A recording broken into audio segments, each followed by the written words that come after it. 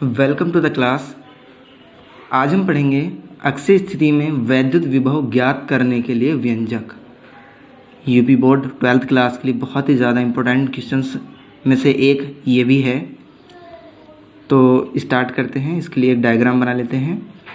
Diagram बनाने के लिए एक हमें वैद्युत द्विध्रुव बनाना होगा।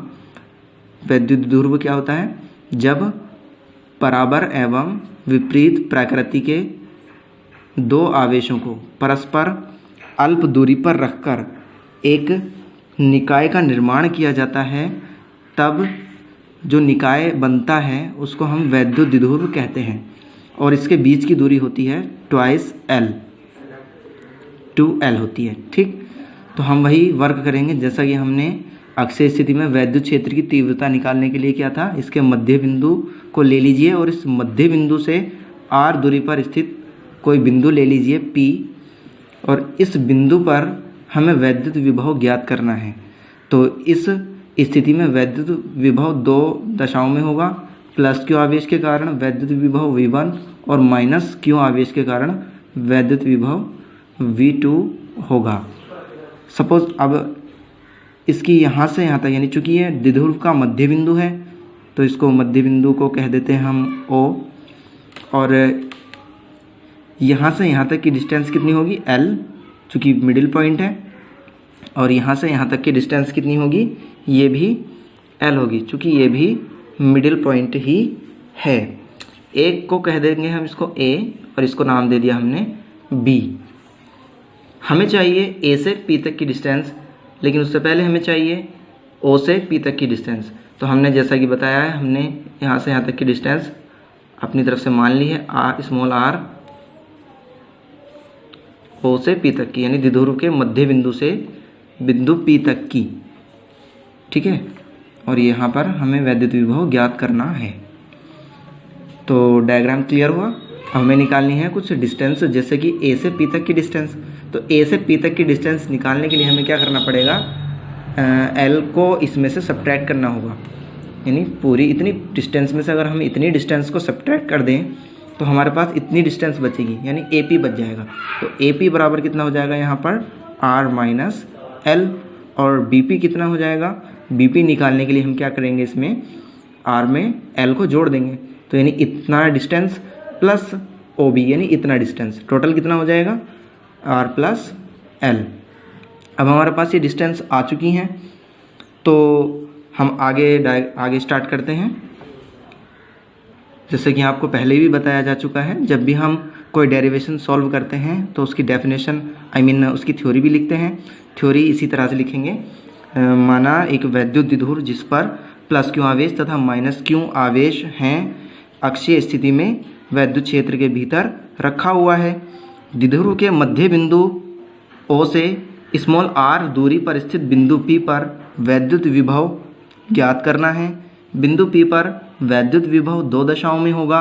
प्लस Q आवेश के कारण वैद्युत विभव V1 तथा माइनस Q आवेश के कारण वैद्युत विभव V2 होगा, और कुल परिणामी विभव V होगा। क्लियर? तो हमें निकालना है कुल परिणामी विभव। कुल परिणामी विभव V बराबर, देखिए हमें यहाँ चेक करना पड़ेगा कि हम इनको ऐड करें कि माइनस करें। तो देखिए वैद्युत विभव जो होती है एक अदिश राशि होती है।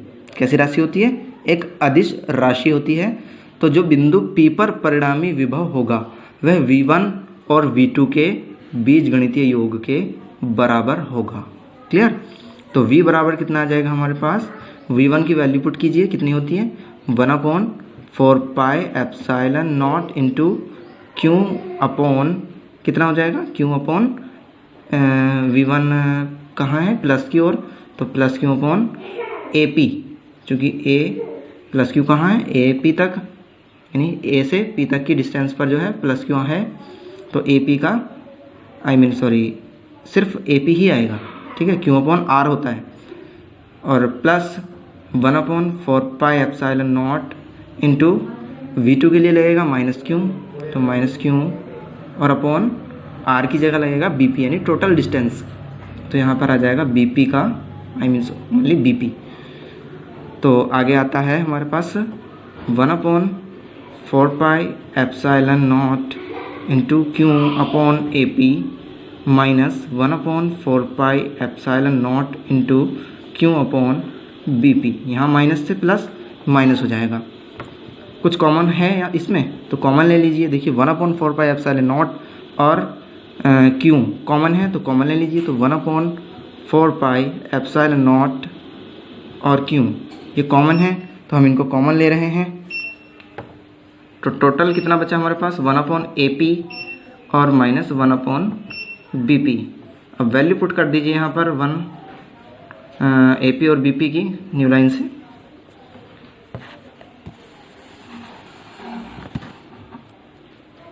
इक्वल 1/4πε0 इंटू Q और AP की वैल्यू कितनी है, जैसे कि आप देख रहे हो R-L, तो 1/R-L और माइनस BP की वैल्यू कितनी है R+L, तो R+L लगा दीजिए। टोटल आया हमारे पास यहाँ पर वैल्यू। इनका एलसीएम ले लीजिए, 1/4πε0 ऐसे लिखेंगे और Q और इनका एलसीएम ले लीजिए। यहाँ पर इनका एलसीएम आ जाएगा दोनों की मल्टीप्लाई, तो R-L और R+L, इसकी मल्टीप्लाई इधर और इसकी मल्टीप्लाई इधर करा दें, तो R+L ऐसे ही और माइनस R-L। ठीक, इसको ब्रैकेट में रख लिया चूँकि माइनस से साइन चेंज होंगे।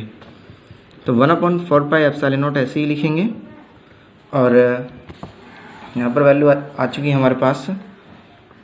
नीचे देखिए एक बार प्लस में और एक बार माइनस में है, तो A² माइनस B² बन रहा है, तो R² माइनस L² हो जाएगा। और यहाँ पर ये जो ब्रैकेट्स हैं इनको ओपन कर दीजिए, तो R+L ऐसे ही माइनस हो जाएगा R और प्लस हो जाएगा L। ओके, यहाँ तक। यहाँ पर R से R फिनिश हो चुका है।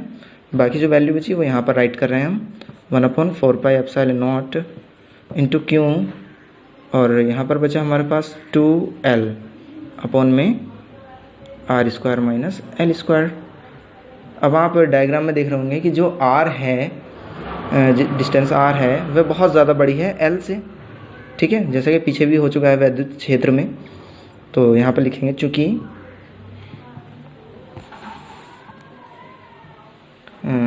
L² is less than R², तो इसीलिए L² बराबर लगभग हम 0 मान लेंगे, यानी नगण्य मान लेंगे।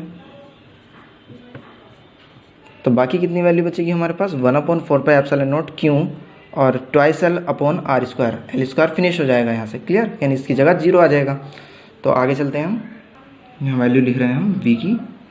तो V बराबर आ जाएगा हमारे पास 1/4πε0 इंटू Q और टोटल बचा हमारे पास 2L अपॉन में R²। ओके, Q की मल्टीप्लाई अंदर करा दीजिए, तो V बराबर आया हमारे पास 1/4πε0 into Q into 2L upon में R²। अब एक वैल्यू और पढ़ी होगी आपने, वैद्युत द्विध्रुव आघूर्ण, यानी Q इंटू 2L बराबर होता है P। Q इंटू 2L को हम वैद्युत द्विध्रुव आघूर्ण भी कहते हैं। तो इसकी जगह पर हम रख सकते हैं P। तो V बराबर कितना आ जाएगा 1/4πε0 इंटू P अपॉन R², इतने वोल्ट। क्लियर। तो यह है अक्षीय स्थिति में वैद्युत विभव ज्ञात करने के लिए फॉर्मूला। तो आज के लिए इतना ही काफ़ी है। Thanks for watching this video.